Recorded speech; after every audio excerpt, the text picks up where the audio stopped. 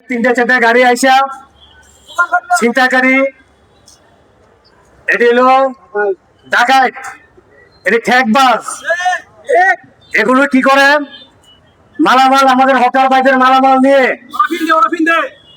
ওই এই city corporation একটা গোডাউন আছে, ওই জানেন এই মন্ডল পাড়া ফুলের চিপাড়া, ওইখানে নিয়ে একটা আয়নাগর বানাইছে। আয়নাগর, এই আয়নাগর বানিয়ে ওইখানে ভাগাভাগি করে।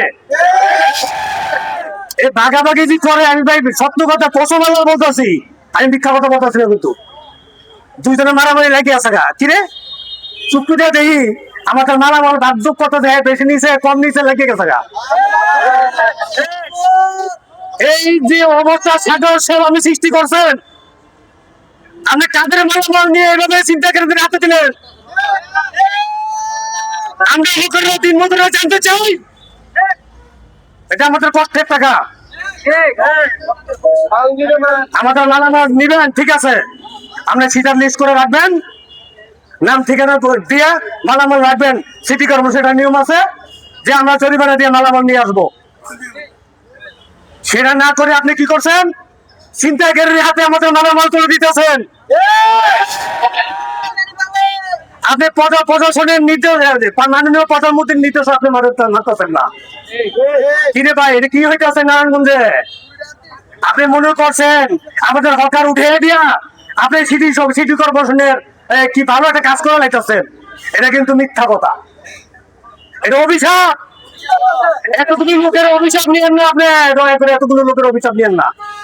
নিতে আছেন, এখনো সময় আছে পাপ মুক্ত করার জন্য। ভালো একটা মাওলানা নিয়ে, যেমন তেমন মাওলানা না, কামালদার মাওলানা নিয়ে আপনি তোবা পড়েন। যদি আপনার আল্লাহ বাঁচায় তাহলে অভিশাপ লাগবো, গজব পড়বো মনে রাখেন। আমাদের কষ্টের টাকা মালামাল ছিনতাইকারী হাতে উঠে দিবেন।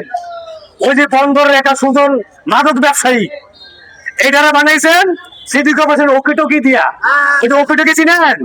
এটা ওই যে আমাদের পুলিশের হাতে, প্রশাসনের হাতে ওকে টকি থাকে, দেখছেন না? হ্যাঁ, কিন্তু আমার প্রশাসন পাইতেন না। এটা কি প্রশাসন হবে? চিন্তাকারীর বডিগার্ড নিয়ন্ত্রণ করে, এই সুজনে নিয়ন্ত্রণ করে। পরে আমরা চিহ্নিত করে রাখলাম, আপনারা সবাই চিহ্নিত করে রাখেন। একজনের মালামাল ধরবো, 10 ভাই যাবে করবেন, পারবেন না? একজনের মালামাল ধরবো, 10 জনের চাপে শীতকাল হয়ে যাবে, হবে না, রাজপথ হবে। আমরা যেহেতু রাজপথে নামছি, কারো আর ছাড় নেই।